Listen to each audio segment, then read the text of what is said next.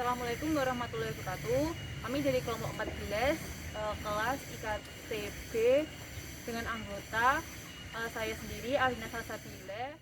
Dengan NIM 230101201402402402. Dan saya Sujiwi Yudhistira dengan NIM 23010120130220 dari Dwi Agustin dengan NIM 23010120130148 dengan asisten pembimbing Kak Asika. Di sini saya akan menjelaskan tentang biosecurity di kandang daerah Dampu, Ungaran Timur.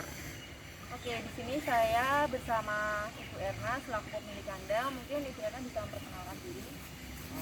Saya Erna, kebetulan ini kandang punya saya, populasi 14.000, masih open ya, kandang tradisional seperti itu yang lebih. Terima kasih Ibu Erna. Kemudian kita langsung aja mewawancarai mengenai 3 konsep biosecurity. Yang pertama itu adalah biosecurity konseptual. Mungkin dari Ibu Erna ini memilih lokasi ini tuh disebabkan oleh apa atau alasannya kenapa? Karena ini satu jauh dari pemukiman, agak jauh lah beberapa ratus meter, agak leluasa dengan lingkungan masih ini ya lebih aman. Terus yang kedua di sini kan masih banyak pohon-pohon, jadi asupan oksigen itu kan cukup. Terus di sini air itu mudah, walaupun memang pada hari sumur ya, tapi kualitas airnya bagus, sudah teruji selama ini dilakukan juga poli apa segala macam bebas. Terus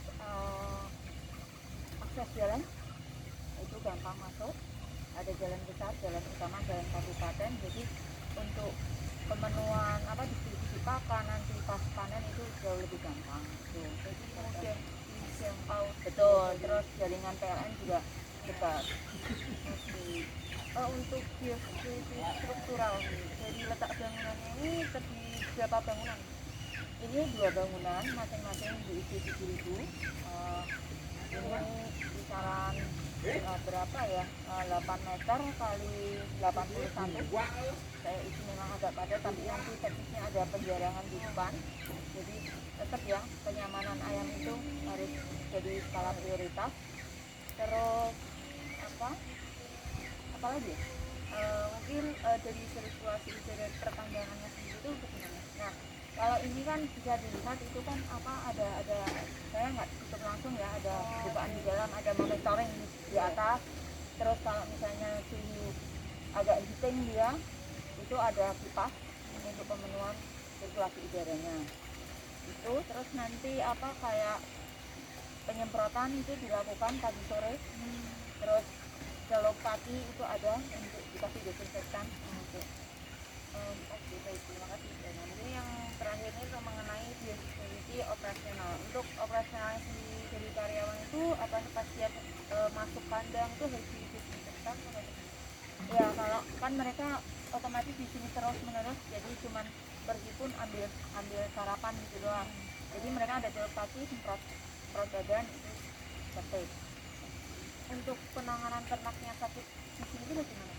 Nah, kita secara berkala tiap kan diamati, jadi begitu ada indikasi ayam bagaimana kita lakukan pembedahan yang hidup dan mungkin sudah bangkai, itu nanti kita segera lokalisir kalau memang diperlukan, jadi jadiin satu vlog, terus nanti pengobatan akan segera mungkin dilakukan apabila diperlukan. Jadi sangat diperhatikan ya untuk kesehatannya, karena kenyamanan ayam menentukan hasil. Benar ya. Mungkin lanjut nih Bu, untuk bangkai ayam yang mati itu di mana kan? Saya tidak pernah keluar dari kandang memang, karena itu akan dilakukan pembakaran. Selama ini sih masih mesen ya kematiannya, jadi kita lakukan pembakaran atau nanti penimbunan kalau memang agak banyak, itu pun di luar area ini, jadi di kebun yang pemukiman dan sekitar kandang ini. Untuk sanitasinya di sini bagaimana ya?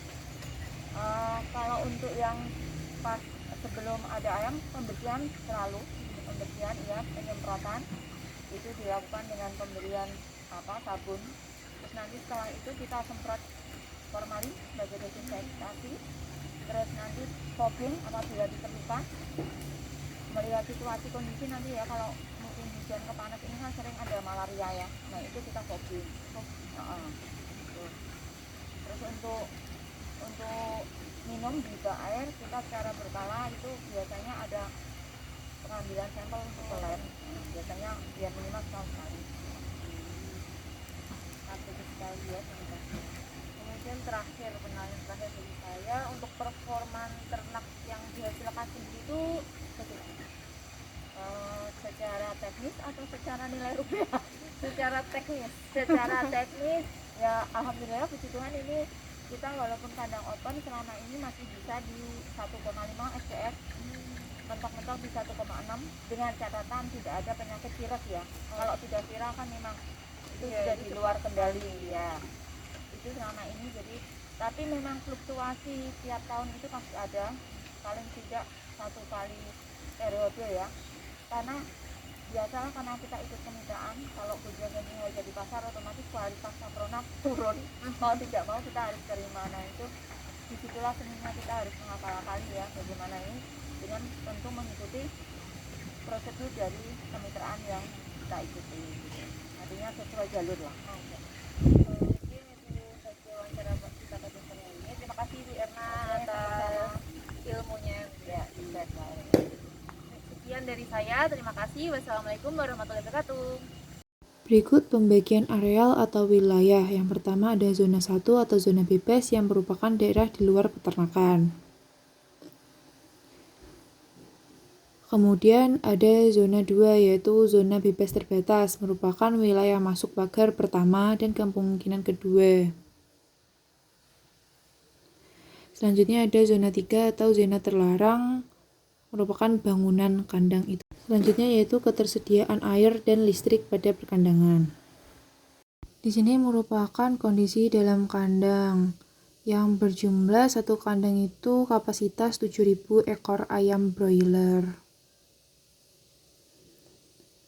Selanjutnya ada sanitasi kandang yang menggunakan kandang panggung dan menggunakan alas yaitu berupa liter. Berikut adalah penampakan dari kamar mandi dan tempat pakan kandang tersebut.